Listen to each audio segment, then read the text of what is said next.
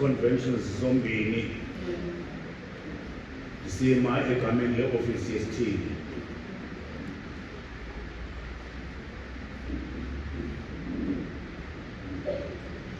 Sawuzama kangangoko.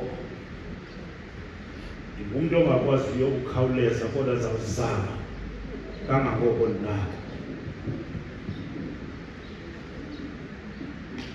President ne-executive yakho, mama upresident ne-executive yakho, amadodana nomama egameni le-ofisi siza ilifi lombulelo. Ilizwi lika-Enkosi ngomsebenzi wenu eniwenzayo apha ebandleni. Siyabulela kakhulu.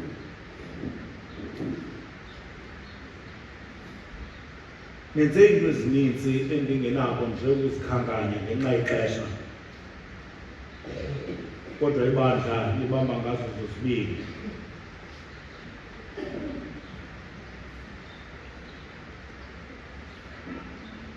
Kamnandi ndizoma apha i-connectional figure kweli cala lamadodana siyithethile. Loo nto iyangqina oku kulapha phambi kwam, ebulela amadodana ngomsebenzi omhle kwi-connection.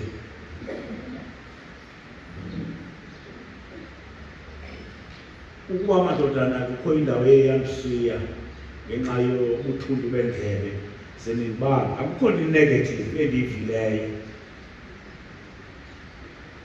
egxekayo kwicala lethu. That is why uPresident ne-executive ndisithi kuni Enkosi.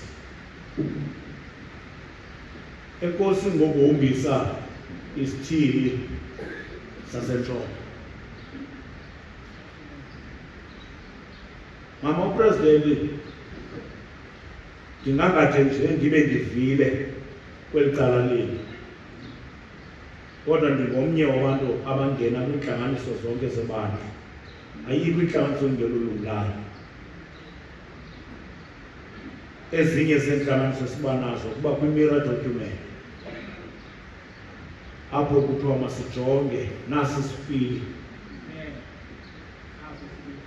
nge-performance financially kwi-districts zonke. Bomama nami ndihamba phambili njengomntu okhokhelisiweyo, andisikhumbuli nemini enye ndiphenduliswa ngendlela engantlanga endisebenza ngayo.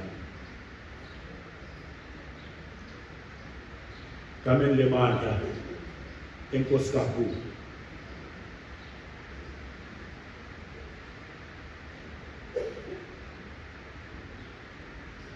Okwesibini, ndiqaphele i-good governance yenu kwezimanyano.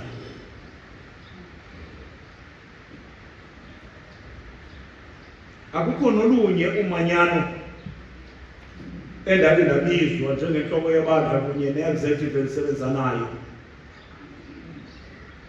kusithiwa nantsi ingquba kaxaka esiyenzelwa sisikhokelo sethu. That is why namhlanje ndizobulela i-good governance yenu. Oko sisebenza nje kakuhle kungekho nto. Asinoze sizibale izinto ezincinci ezibakho kuba singabantu. Ngoba enyanisweni xa singabantu abohlukeneyo simele kukucinga ngokwahlukeneyo. Ingekuba siyaxabana, ingekuba siyalwa, kodwa sicinga ngokwahlukeneyo. Ezo zinto zonke siphinde siziqoshelise sizibeke ngendawo yazo. Siyabulela kakhulu. Ndithe kwi-convention engaphambili kwalena siseBhayi, yathi izinkokheli zasekhaya ezikhokhelisiweyo ayilo xesha lamaphupha eli.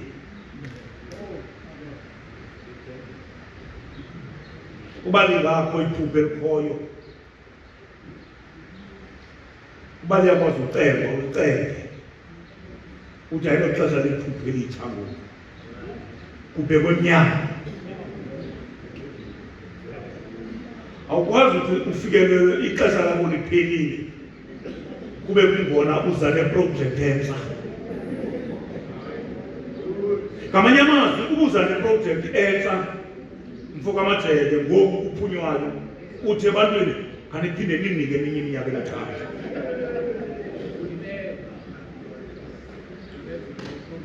Kodwa ngoku lixesha loba siqoqose izinto zethu, sizibeke ngasemnyama, ngoba lifikile ixesha.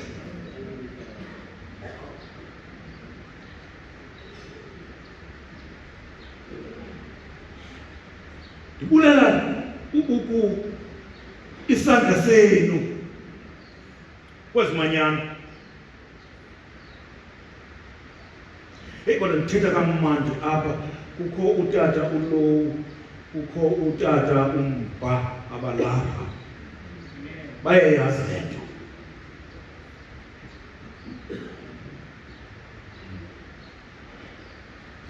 Phakathi kwabantu angeke bazile thethe ezantsi, phakathi kwabantu apha enkonzweni ekuthiwa babhadlile,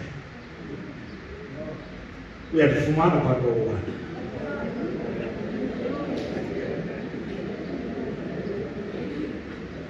Tell about who collected.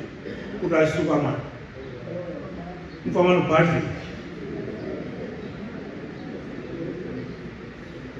Nam disamus ubengile uba kuthiwa ndibhadle ngantoni. Kuthiwe jongani tisitha kuyo.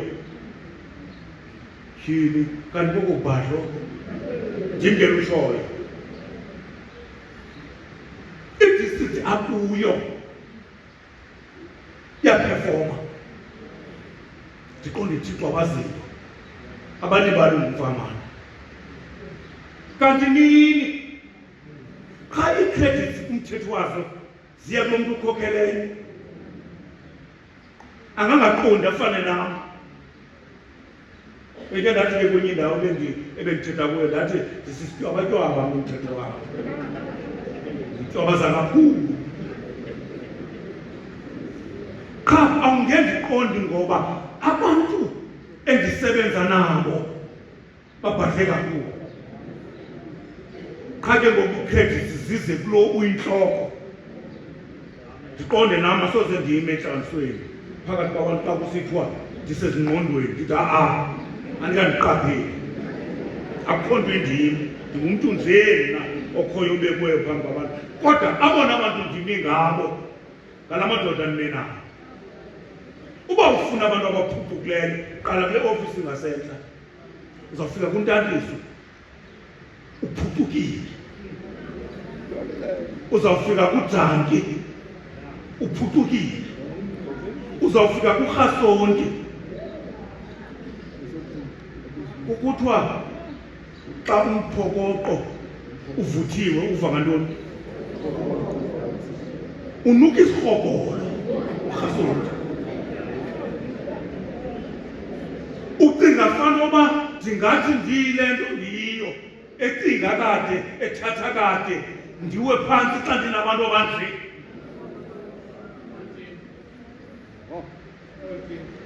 Ndinamadoda strong. Qha ii-credits ziza kum kuba kwafane kwabekwa mna, kuba kwakufuneka kubekwe umntu omnye, sasingenawubekwa sonke.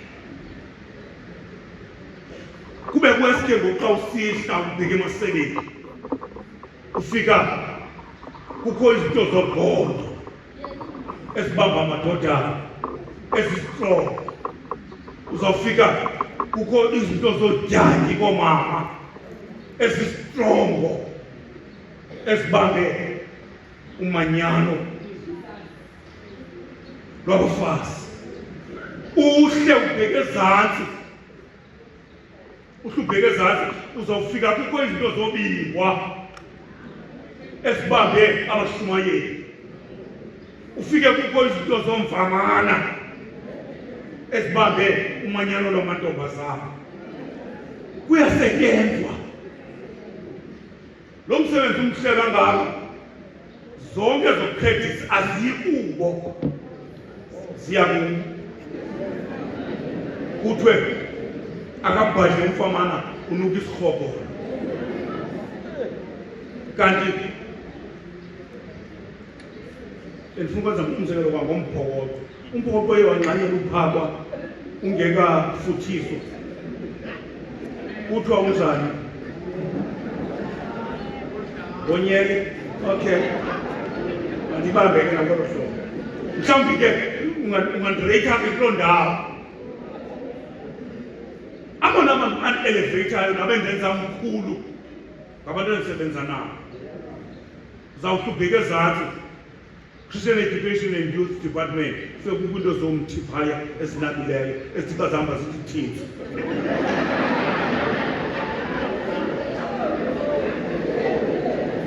Kuthiwa isuka uChristian Education and Youth Department waseTheku uhamba phambili kuthiwa hayi umfamana uphumizana. Koko nto endenzayo yenziwa ngumthi netimu yakhe.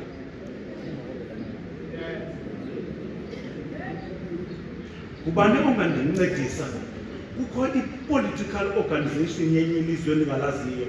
Khona umntu ongandinceda. La organization kuthiwa iFLERIMO yaseMozambique. iFLERIMO indabuko kwezopolitiko kodwa kudikitika iFLERIMO. iFLERIMO ike yayi-organization enkulu. Sunilile ke yayi-organization enkulu eyayisemilonyeni yaseMozambique, estrong. Isesemilonyeni nangoku uyeva. Ukuba ndim ndiyazirhokelela ndiyazi zange bekufera zange beseseMozambique, oko ndaba lapha eMzantsi mina. Zange ndaya nalapha eLesotho, oko ndaba lapha. Kufuneka ujonge uba yintoni ebangele into yobana iFLERIMO ngoku kuthiwe idikidiki. Yintoni ebangela loo nto? I-organization enkulu. Ukuba ithe i-organization enkulu ayakubanjwa ngezandla ezinobunono nobuchule, izakwenza.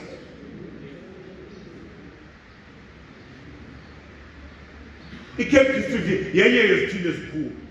Uba ngaba abantu abaphathiswe amasebe bangakhelesa, singahamba sihambe sifanele eFLERIMO. Ithi ke loo nto kufuneka abantu abakhokhelisiweyo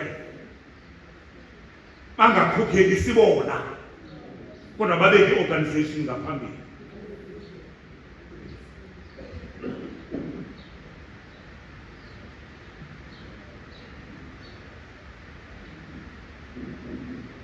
Sifike kwixesha apho ngoku sizawutshintsha izikhokelo.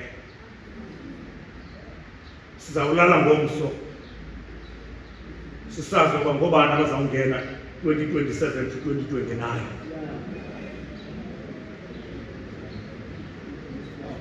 Le nto ndincedeni bantakwethu, le nto mayingabikho milonyeni yabantu bonke.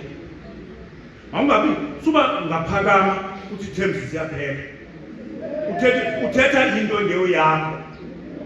Umnikazi wokuthetha nge-terms eziphelayo ndim ndodwa apha endlini. Koko makusetyenzwe. Ndim umntu ofuneka amane nikhumbuza uba ii-terms ziyaphela.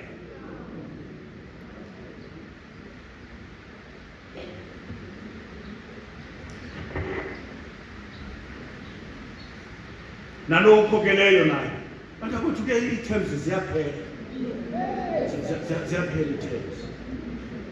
Loo nto ayinto yakho, into yenkonzo leyo. Yeke concentrate emsebenzini wakho. mnye umuntu omele kuthetha nge-terms apha ndim ndodwa.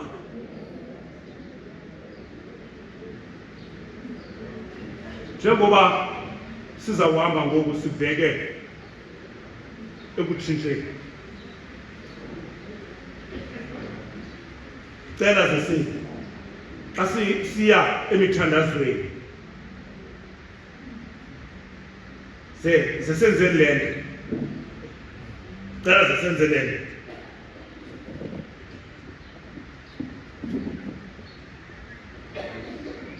Noba umuntu unantoni na kuye, sekuthi xa kuthethwayo kuthiwe ixesha ngoku liphelile lithi makutshintshe.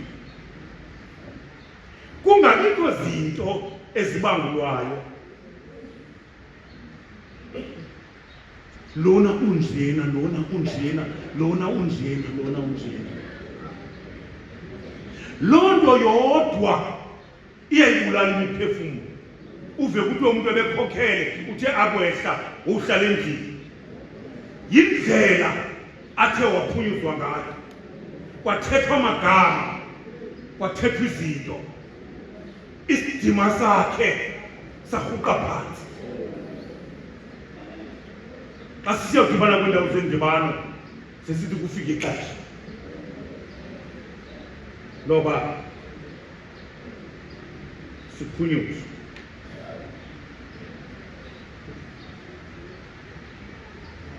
Elukonzo mandithathe wena ngokukhethekileyo ndikubulele phambi kwala madodana, sikubambe esithubeni.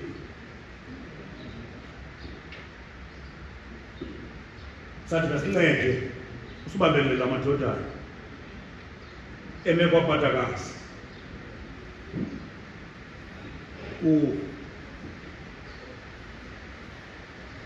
iimeko zokuphila zenze uba abafana bantu. Ndikubulela kuba ndisazi uba awuzukuphinde ube upresidenti wamadodana kwesi sithili.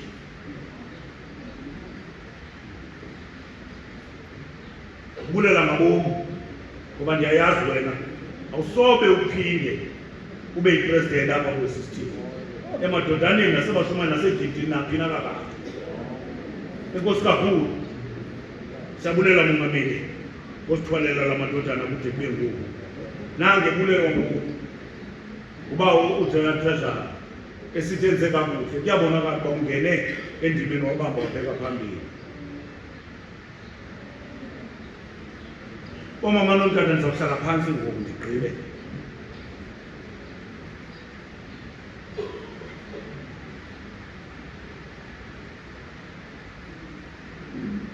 Enkonzweni funeka sibe nomonde.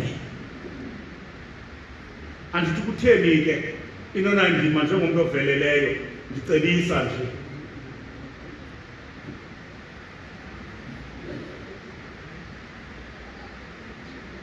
Abantu bamele ukunikwa ixesha elaneleyo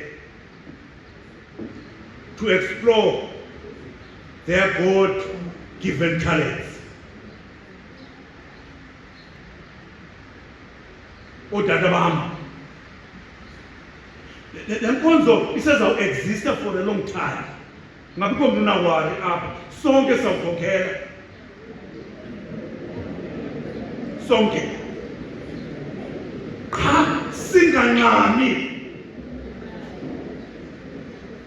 bantu bethu, okanye singancami.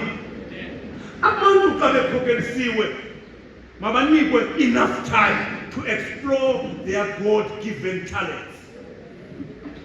Anathi umuntu esaqhoba engekazivezi netalent aziphiweyo, umuntu makaphakame ubani seredi uba siyambona uredi ubani, akakanikwa thuba.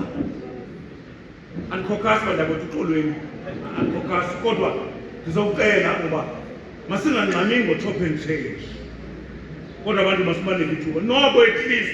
Noko at least umuntu makazinikwe ii-terms ezibini.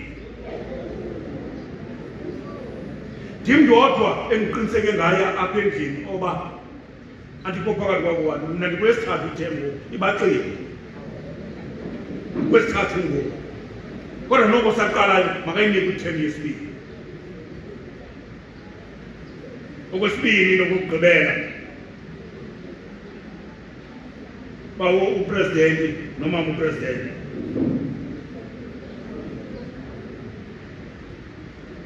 ningakhathazeki bana bendiyondlalele kwaqala ndathi andikho khasi ingathi yaxokozelisa le nto bendithetha sine-building project andigqithe kuyo cela umonde njena ndigqithe kuyo uba kukho apha endlini umntu ongekafundi sobaphinda afunde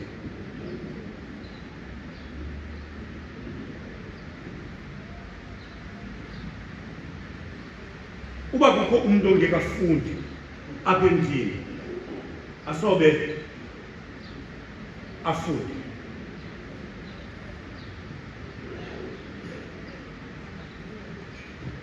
ndiyafuna uthetha ndiyalaqaza ningamnawani mina ndim ndiyalaqaza funa uba sure xa ndithetha ebendlini uba ndihleba kakuhle ilikhaya loo nto imoto ezimbini zivala indlela wakhwaza kodwa maziyosuswa uba zithi zisuswe ezi moto masiphume zonke zizilapha eyadini umncucalazi unjani awunothi umncucalazini ufuna udictate terms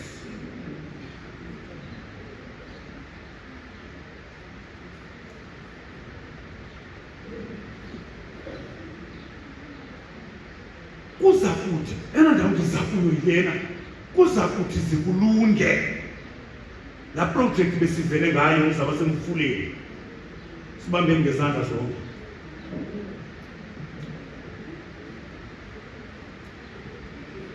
as long i-payslip isephansi kulaa project sisengxakini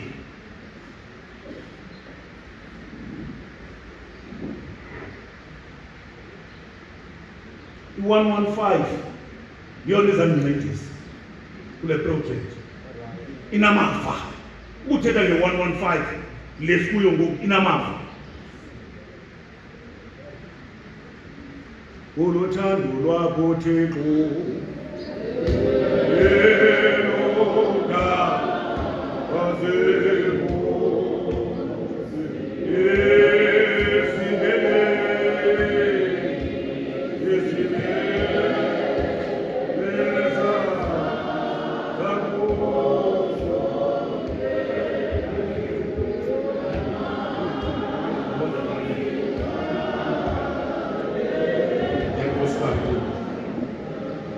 Cela simamele ngomonde bantakwethu umuntu onale moto cimile mansizulu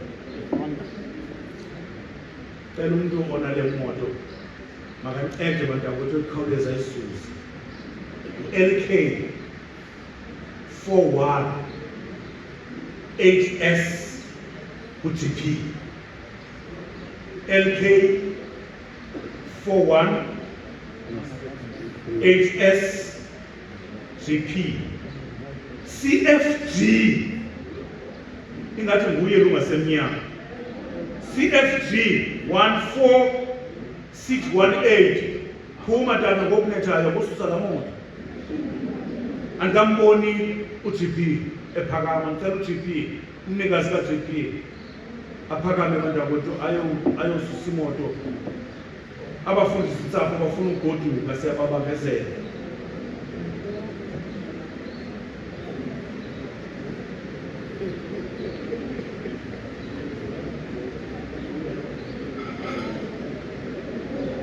Enkosi mfundisi nanto siza osikakhulu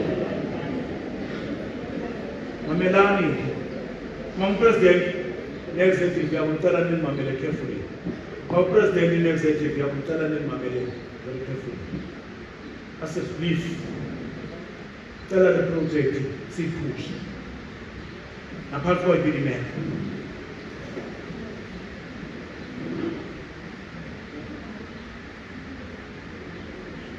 ngoba ezi conventions zombini ayisekho inkonzo abakwazi ukungena kuyo kwezi sinazo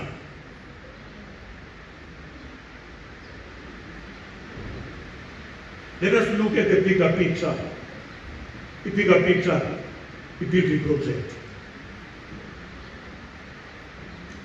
Noba zikhona i-differences ezikhoyo, kodwa isimo esikuso ngoku sithi iyahlukana noba singanazo, noba kungakhona ukungaboni ngasonye, kodwa cela sicompromise ngoku. uThixo ngumqedi enokwazi ukuzenza i-miracles. By next year libe liholo ligqityiwe. 115 iwele ngamacebo ali-6. Ezi conventions zombini ziphantse zapostpone ngenxa yemizuzu yokugqibela bephoxela. Ndiyacela abantwana into yoba noba iimeko zithina kungaphunywa kule convention kungathethwana. Kuzawubuya kuziwe noba kuzawuziwa njani.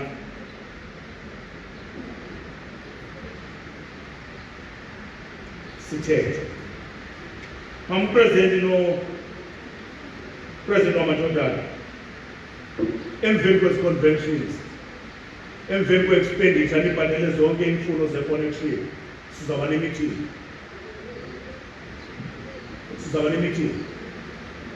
And ndicela nizilungise ngoba kuleya imeeting ezabashushwana ivegasini. Sizawuba nemeeting. Asikwazi ukuphila obu bomu ngathi asikho. And yonke into sizawuyenza for the benefit of the church, not for the benefit yethu, kodwa for the God. Xa ndisehla ootata nanibomama, cela unika la macebiso okukhumbuza uba sisesenkonzweni.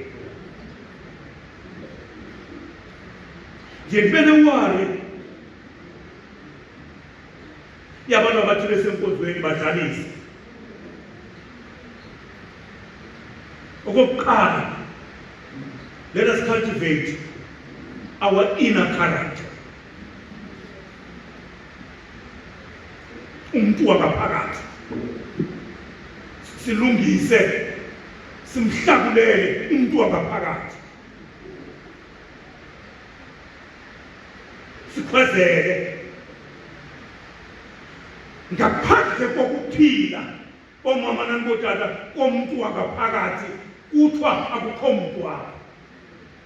Ngakho wathi kwa umuntu wangaphakathi ufile kujongwe kwindlela okhokhela ngayo emzini akho, ekuhlaleni nasenkonzweni kuthiwe ukhona ubani kodwa akekho.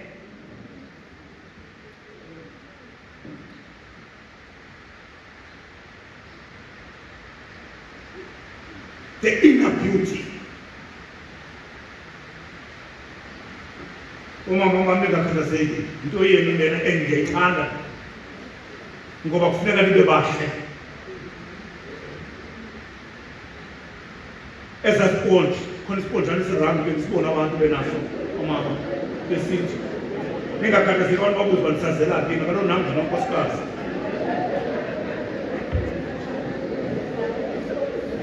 Nezinye ezithiwa phafa. The outer beauty. Oba lo muntu wangaphandle umkhathalele uthini ngwangaphakathi. The inner beauty. Omama owangaphakathi umuntu wenziwa mhle ngumthandazo.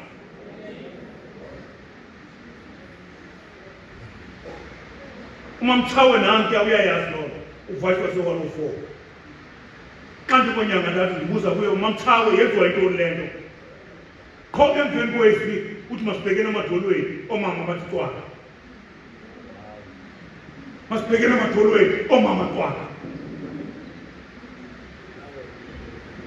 Ubone umarhethe bekhona bebezawuyazi omnye wakwathikelwa ngumarhethe kubonakala buyemka imizuzu sisemadolweni oomama bathe thithi emthelelekweni. Ndabuza kumamchawe, yamamchawe nenza ntoni emanyanweni? Ngoba the inner beauty yomuntu sizayibona emthandazweni. Why? Ngoba mna ndikhula ngela xesha wayesithi egqiba ukuthandaza umve esithi omnye andideli umthandazo wesitala sakhe. Yayaphi loo ntshisakalo? Kwenziwe ntoni emanyanweni?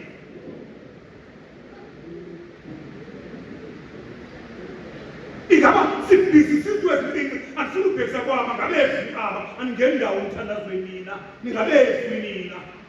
Kwenziwe ntoni emanyanweni? Yintoni efundiswayo xa kusithiwa nina ningabafazi bomanyano womthandazo?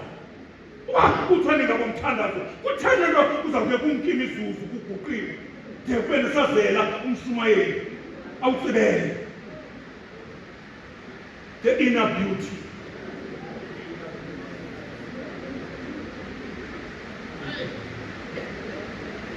Okwesibili, let us use our gifts. Andithethi mna ezi zipho zirebhiswayo, andithetha ezi zipho, kodwa ndithetha ngezipho zikaThixo. Let us use, madodana nomama, our gifts. uThixo usiphile. I don't care who says what. uThixo usiphile and usamandla usiphe ngokwahlukeneyo. Kudala ngizama ndiyabuka ngondincamile. Yake ndathatha isifungo phaa endlini ndodwa, ndancediswa mna, ndathi ndidini ukuqalela ingoma. Ndidiniwe ngoku ukuqalela ingoma. Ingoma zayibiza nje ndiyiqala. Yake ndathatha eso sigqibo ndodwa mna ndingam-involva uThixo mna. Ndathi ngoku ndohlukene nokuqalela ingoma. Uba uyakwazi uyiqala, kuthele longena iqala. Ndiyiqala. Ngoko nangoko indigqelise ikwayana. But uyinyusile. Yabona uba le ngozi ndizifaka kuyo izandilimaza. Mandiyeke into uThixo angandiphanga yona.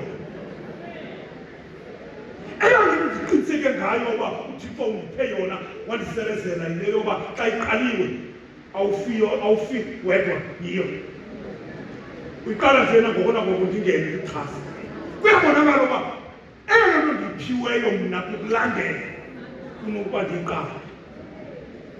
So everybody apha maka-acknowledge i-gifts eziphiwe nguThixo and asebenzise eziphiwo ngohlobo eziphiwe ngalo.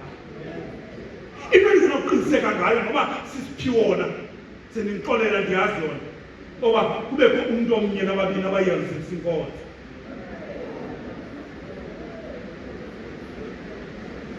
Let us use our gifts. Let us teach children and the new members about evangelism and hospitality.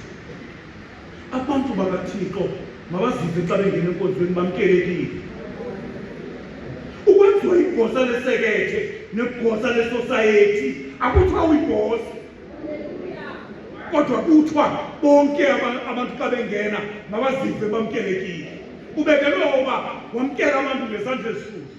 Oba bengusihlalo womanyano akuthiwa uyinqokonqoko yokuthetha nantoni uyithandayo, kodwa kuthiwa abo bakhokelisiweyo bamkele ngesandla esishushu. Madodana, ndicela ukugqitha kuni ndibuze nombuzo. Xa umpha uzubabuza ube nalo ithuba ngoba uzohamba kuzo hamba icala ubabuze. Kuxana indawo ine-male gift. Sorry man, a-boys gift. Amakhwenkwe. Aphi amakhwenkwe? Ootata abazele amakhwenkwe apho amakhwenkweni. Ingaba ootata bam ayisiyo le nto yoba abantwana bethu bekhula ngohlobo size enkonzweni sibashiye ngoba aba bantwana kufuneka sizobenza ngoba le nto umuntu yenziwa ngoba nawe siyakwenza into ezakuthintela oba sikuyeka ukwenza ingcwaba sizakwenza uyokuba apha amakhwenkwe ayisizathu soba abantwana batshaya izityiwa abazitshayayo nezinye izinto kuba siyabashiya ezindlini bakhangela izinto zokwenza imilgildi mampresidenti kuwe mandikubuze umbuzo oba undawuni nemilgildi kudala uripoti esinodini andike ndiyibone into ethetha ngemilgildi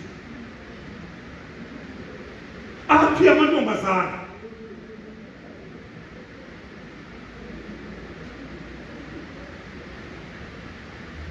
let us serve as mentors. Let us serve as mentors.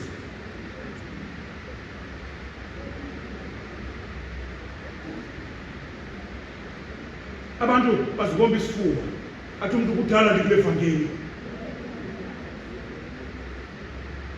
kulungile siyavumelana nawe ingaba really ngumzekelo akhona abantu abanobumaqathu ngawe besithi ndile nto ndiyiyo njena kungenxa kabantu uthi utata umpha ngoku bethetha abantu kenziwa apha ekheli nyanisini abanye kubo imbali babengekho abayazi le ithethayo abanye ababemenzile ngela xesha ubulela bona ngoku thina sibulelwe ndawonye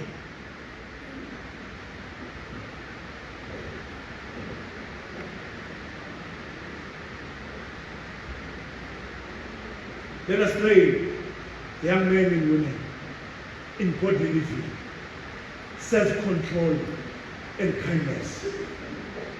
Masifundise nabantu indlela yoziphatha.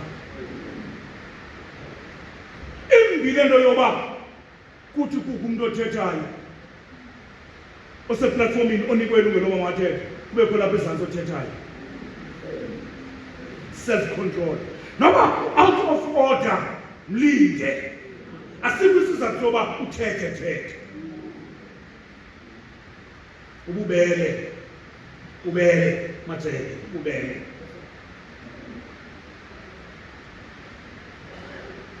Okwandile lokugqibela, let us support leadership. Let us support leadership. Let us show respect and support for church elders and the leadership of various departments and organizations. Sikhathi. And abantu abangathandi ukuxhasa banalo ithamsanqa loba hamba ngonyulo. Mhla eme ngapha umvepheke aningisapoti mina. Aningisapoti mina.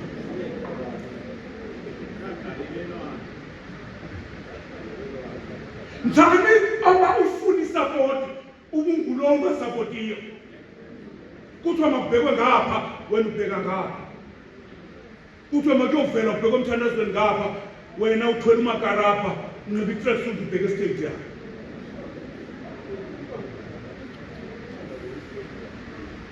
Asisupport leadership. Okokugqibela, let us prioritize the scripture.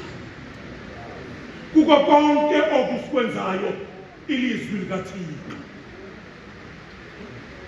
Ayona sidibanise apha ayinomanyano ayiyo lento ayinobukhokheli lilizwi ilosidibanisana lindawo ilizwi ukuqasha kwakho makufane nexesha lokugqitha isizwe. Uthixo niqine, uthixo nilondoloze, somandla nithwale xa sibheke emaphuthelweni. Uthixo niphefumlele bomama nanibotata konyulwe abantu abazayithatha kule ndawo bayise phezulu bayilahle nabo kungena abanye bayise phezulu. Uthixo niqine, nilondoloze. Mandehleka la mazwi Incwadi yemizekeliso chapter 19 verse 21. Zininzi ingcinga ezisenhliziyweni yomuntu.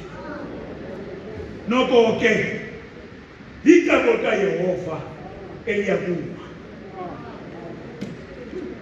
Zininzi izicamango ezisenhliziyweni yomuntu. Kodwa icebo likaThixo eliyakuma kona phakathi. Le ncwadi kaSolomoni, izenzo zabapostile, uba niyayiqaphela ithetha ngobomi. Iya kancinci kuThixo kodwa ithetha ngobomi. Ungamfumana phi umfazi ukuba bootata onyana nibaqeqeshanga, ukuba uthe waziphatha kakubi, ithetha ngobomi. Kodwa athi uSolomoni kukho ilungu emzimbeni womuntu ongakwazi ukulifaka nesikhamelo, inhliziyo.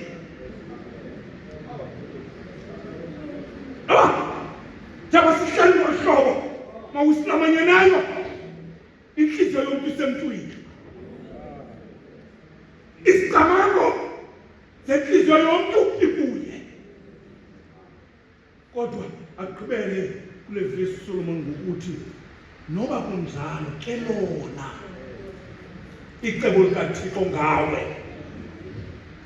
Noba ngaba inhliziyo zabantu zingathini ngawe, kodwa icebo likaThixo lona akazaza lifike ngawe. Ngamanye amazwi ukuthi uSolomoni ayeke ngoba kakade izicamango zomntu ngamnye zisenhliziyweni yakhe. Yeka umuntu nenhliziyo yakhe kodwa elanathemba amabambela lemfundo leloba icebo likaThixo akasoze lisuse kulo.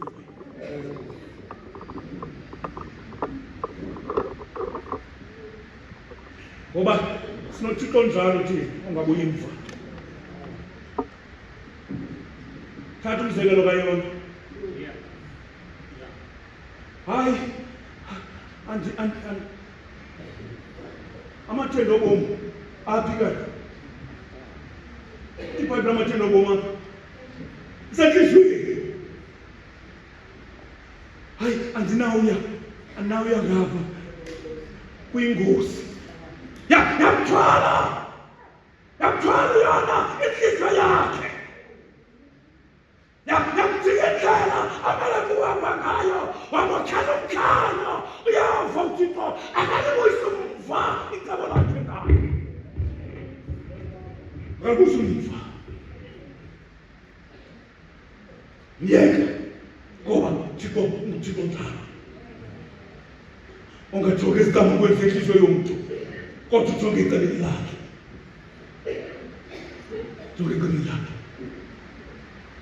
Wayakukhulula uyava uThixo ahlala phansi enqanaweni. Mzamjabulela uThixo athi incwadi yeBhayibhile kulaa ndlela wayeyihamba wazamekela uThixo wamfaka enhlanzini wamkhomba kule ndawo amfuna kuyo. Wakhe uThixo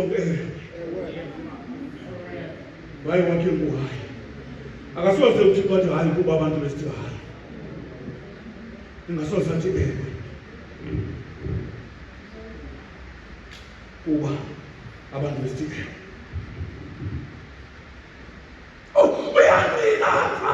Uyangqina uprofethi Isaya chapter 14 verse 27 kuYehova othembayo.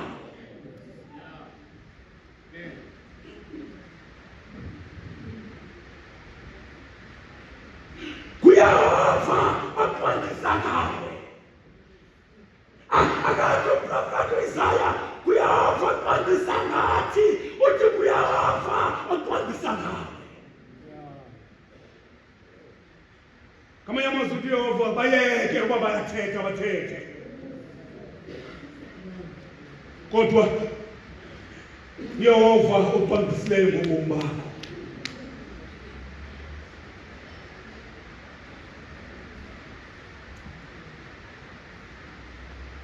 Agqibabuze uZaya umlomo kaThixo, ngubani anokutshintsha? Ubani onotshintsha icebo likaThixo? Ubani onokuthi isandla sikaThixo solukile asivale? Kubani onofika athintisane nesandla sikaThixo eqondisile ngawe iintsikelelo zozohlwaya athi kuThixo sivale?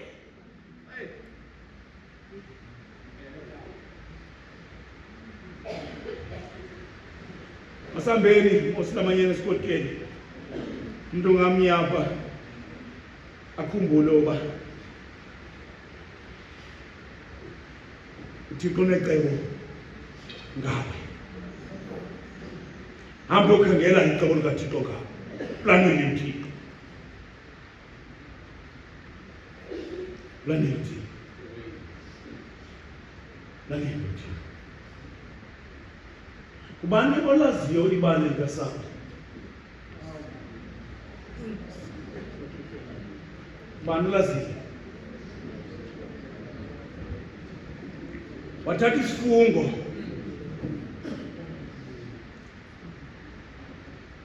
phansi kwesandla esinamandla sikaGabriyeli, wathi amaKristu asozonwabe. Akanyathela khona uKristu ndizamnyathela, akwamilisela khona ndizamdiliza, mzamhlobolela uThixo. Wathi uThixo qhu emveni kwakhe kuba unecebo ngaye, unecebo ngaye. Wamyeka uThixo, wamvula uThixo, wawenza wonke amabhongo wakhe, mzamhlobolela uThixo. Ezincwadi yeBhayibhile wafika kwindawo angenamgqitha kuyo, mzamhlobolela uThixo, kumathambo aseDamasko. Xa ebuza ngokwakhe wathi ndilo Yesu umthuthisayo.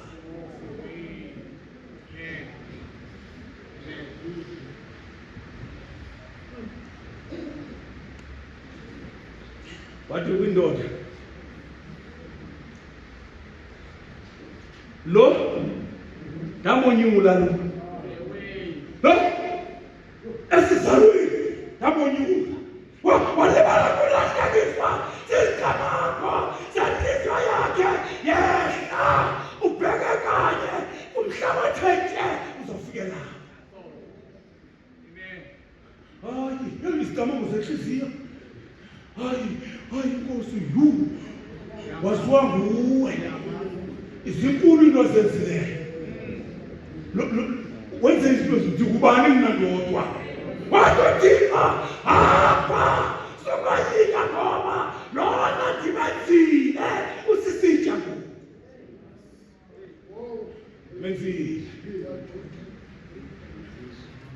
Menzile ndimlungisile,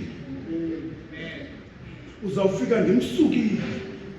Mina sezilalini bayazi ungafika eyintambo yokugikela amavelile, ndimsukile ngoba ndaba nesicwangciso ngayo kwasekuqaleni. Ama nesicwangciso uThixo acwangcisileyo akabuyi kufa, akathiki kuba abantu bejika. Mzomhle wokubulela uThixo, akathiki kuba abantu befuna bakathike. Mzomhle wokubulela uThixo, ibonakala lapho abayisibandisa sikaThixo. uThixo ngokwakhe akasibathali.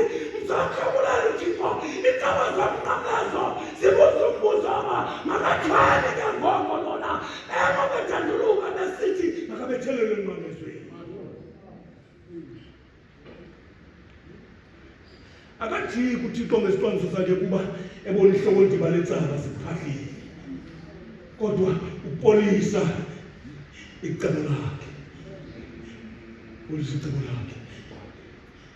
Nangoku kwade kokatyelwa phezu kwendaba eKalvari, uThixo angathini,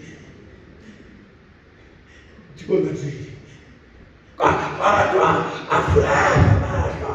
Uzamhlobolela uThixo, afuleka amehlo, afuleka amehlo. asezantsi esityabeni sentaba lazilazila nzenzulu kufe unyana kabani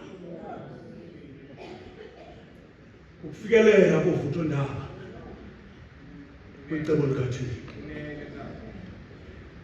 Angibuye ngeneno ningamadodana kodwa ndiyazi ngingabashumayeli nizawuthi akafiki kwabo ngabantu be-electionary Thixo wanicima Thixo wanicilozela somandla kukhanyise ubuso bakhe phezu kwenu anike uxolo lwakhe ngoku kude kwenaphakade. Amen. Zonke azengqini yeke sonke uthi sabana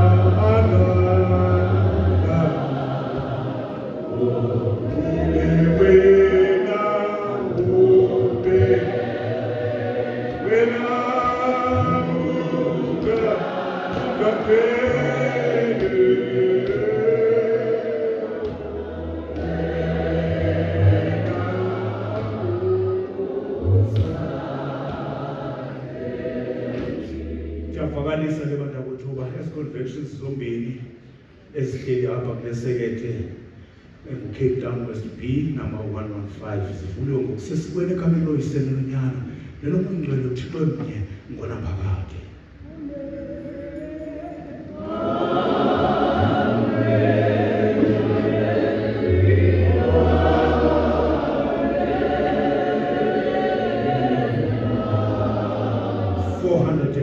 Samkele together lokathini.